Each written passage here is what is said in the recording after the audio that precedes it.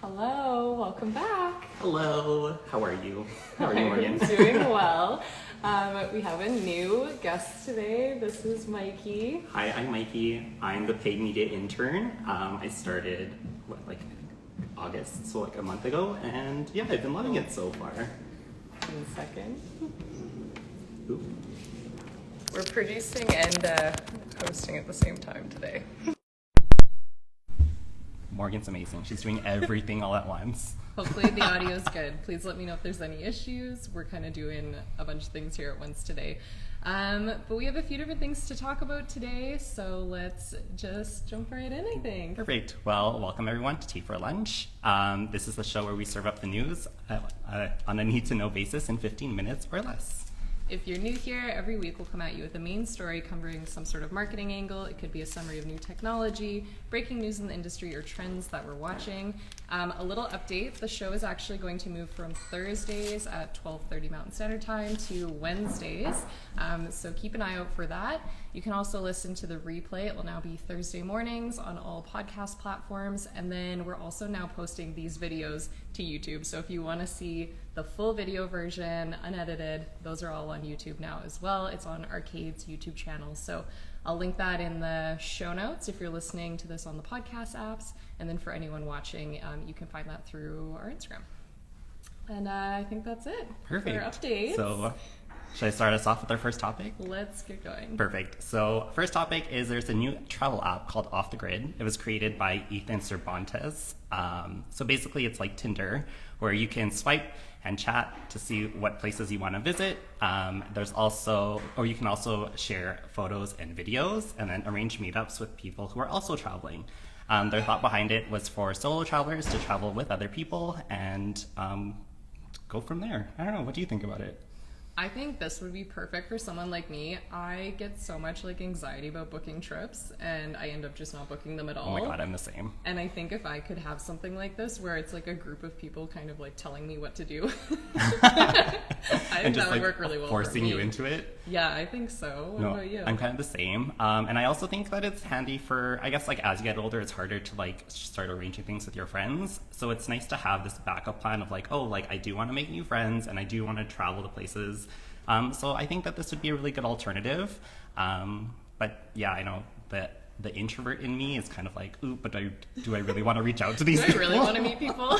Whenever I go traveling, people are like, stay at hostels. And I'm like, I don't want to meet people. Oh my god, same. I could never. I'm ooh, everyone up in my space. What if I want to confide or be trapped in my own room? Ooh, I can't. I don't want to be alone. I know, I'm getting shivers thinking about it.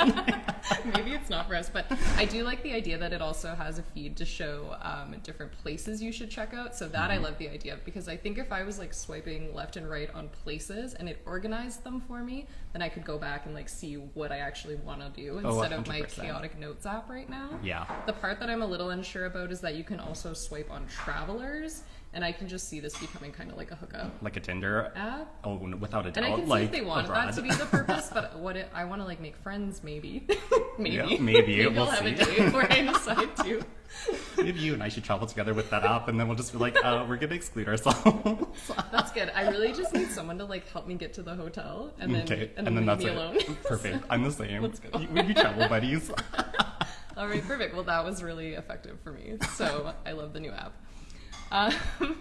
Our next story, if you're ready to see messy breakups hit the new next level, Instagram has introduced group profiles. So I wasn't able to find a whole lot of information about this yet, but some users are getting pop-ups asking them if they'd like to start a group profile. The profile would allow you to invite your friends, collaborators to it, and anyone who joins can share posts and stories from it. So interesting. I know, very interesting. I think that's so... It takes a lot of work, because then you've got to I already have a hard enough time arranging my friends. Can you imagine arranging my friends in a social platform? Hey, we need to make sure that we're all on the same page about this. Who's gonna post what? The content calendar. Right. It just sounds so hectic and crazy, and I feel I would probably die. I have a hard enough time just updating my Instagram profile and my stories and my posts. What more other people? I guess it's nice because then you can also get other people to post for you, but I don't know, what do you think? It kind of makes me think of Team 10, if anyone else was an adult watching that from afar. That was kind of a chaotic situation where it was sort of like a network, but they didn't really like clarify they were a network, and then they later clarified. Anyway, it kind of gives me that vibe where maybe networks could get together like a group of influencers or something, and then they're like splitting up brand deals or profits or something. So I could kind of see it from the business side.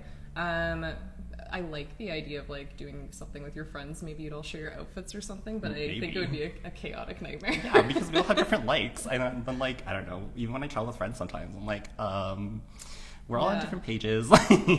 Yeah, and then I thought a little bit too for brands, potentially it could be interesting, because I wonder if, you know, you're like a group of like locations or something, maybe it could be helpful there, but not totally sure. I don't know. Yeah, we'll figure it out. We'll figure it out. Maybe we should try it again. So we'll travel together, and then we'll set up our own Instagram group, and we'll try all BFFs this. in the making. This is the best episode. Perfect. Great. I think that it's a fun idea, and we'll just see if anyone does it. I can't wait to see the drama that comes from it. Honestly. Oh yeah, no, for sure. That's I know what that's I going said to for. happen. If anyone else followed Mom Talk, I feel like they would have done this. Oh my god. We don't need to go down that rabbit hole, but Well, speaking of, I guess, like following and stuff, well, Kourtney Kardashian has now started a new line of vitamins and supplements called Lemme. They currently have 3 gummy supplements. One's matcha for energy. They have, energy, and then one's chill for de-stress, and then focus for concentration. The jars are inspired by Kourtney's love of vintage candies, and I don't know, people are a little hesitant about this just because it is just a celebrity endorsing something that really, should they really be endorsing? I'm choking on the tea. Yes, okay. Do you have any thoughts about it? So, okay, I hate the Kardashians. I think it's just because I'm jealous and envious of them. We're like, But it needs to be known that Mikey insisted this story was yes, in this episode. Reason So. being is because I want to get paid to stack cookie or Oreo cookies in a jar, or to like get like notified when I start chopping like cucumbers the wrong way.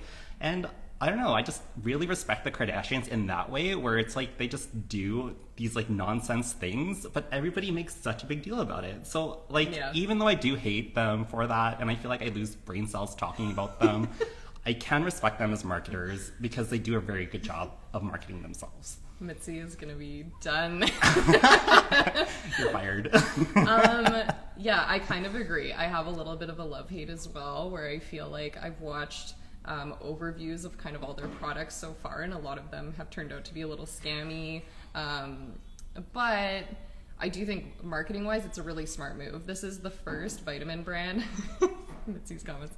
This is the first vitamin brand I've seen where they've actually tried to target like a younger demographic that's looking for something a little more aesthetic. Mm-hmm. I feel like a lot of the brands right now are still in the past a little bit, where they're kind of focusing on like weight loss or like grow your hair, and a lot of us are like, we know it doesn't work, and we know that like vitamins and supplements are like, they only work so much. Yeah, no. But 100%. the idea of having like really pretty vitamins, I feel like hasn't really happened yet, and the jars are quite beautiful, so I think that's interesting. But I am like quite skeptical of just like any vitamin or supplement company that comes out, so it'll be interesting to see with like consumers getting more skeptical too how it ends up doing. Yep. But I do like how they made it more refined, and they told you what each of these things actually do, because sometimes I go into that vitamin aisle and I'm like, okay, like vitamin D, what is this good for? Oh, like fish oil, what's that good for? Like, I never really know. So I like how they have that. The names are a little bit of a stretch though, let me say. One is called, I think, like Lemme Chill, but then the matcha one is called like Lemme Matcha Focus, I think, or Lemme Matcha Energy. Perfect. Or something. So see, I'd buy that. I think it's interesting. It's like trying to take an industry that hasn't really been disrupted and disrupting it. So I'm on board, but I agree that it's a little bit of it's an interesting relationship. Mm-hmm. No, 100%. All right, our fourth story. So this just came out yesterday. Yvon Chouinard, the billionaire founder of Patagonia, announced yesterday that he'll be giving the company to a trust that will use its profits to fight the climate crisis. All right, let's dive into it. Instead of selling the company or taking it public, he'll be transferring his family's ownership to the company to a trust and a non-profit organization. Each year, any money left over after reinvesting in the business will be distributed as a dividend to help fight the crisis. Their goal is, instead of extracting value from nature and turning it into wealth for investors, they'll be using the wealth Patagonia creates to protect the source of all wealth, which is nature. And this is something that I'm seeing a lot of skepticism about, because we see a lot of companies say they're doing charity, but it's really for a tax break. They have said in this case that the way this structure is set up means Patagonia's founder will get no financial benefit, and neither will the family, and they'll actually face a tax bill from the donation. So I think it could go either way, but 100%. And like, it's funny because my instructor in one of my marketing classes actually just talked about Patagonia, because we were talking about like demarketing. So Patagonia, I guess one Black Friday, or they launched an ad of "do not buy this jacket." So it was just like a photo of one of their jackets, and it's like, don't buy it. And then because they were trying to be more, I guess, environmentally friendly and like trying not to get people to spend, but it actually ended up doing the complete opposite. And then everybody was also grilling Patagonia for basically doing reverse psychology and forcing other people to buy it. Yeah. But I was like, at the end of the day, I think their actions do speak louder than what their words are saying. So I think that it's very valid. Yeah, I think I feel a lot more optimistic about this than I'm seeing a lot of people feel. I think it's nice to see a company even like making this announcement, because I feel like so often the climate crisis is put on individual actions. And I'm over here buying beeswax wrap and like trying not to drive my car as much as I can. But at the end of the day, we need corporations to make 100%. changes. So it will be interesting to see. Hopefully it actually does something. I haven't really seen like tangible goals at this point yet. I think we need to see that, because just saying it's pretty broad right now. And also the way the articles were written, we're saying that it's like a $3 billion valued company. That doesn't mean $3 billion are going to fight the climate crisis. This will just be like excess profits. So I haven't looked at their statements, but I'm not sure exactly what that number would be. Yeah, I don't know either. Well, we'll have to see.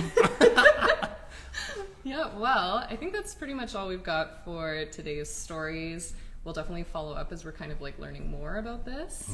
And you want to send us out with our last line? Alrighty, now that we've wet your palate, go eat something more substantial. Oh, Oh, cheers. cheers.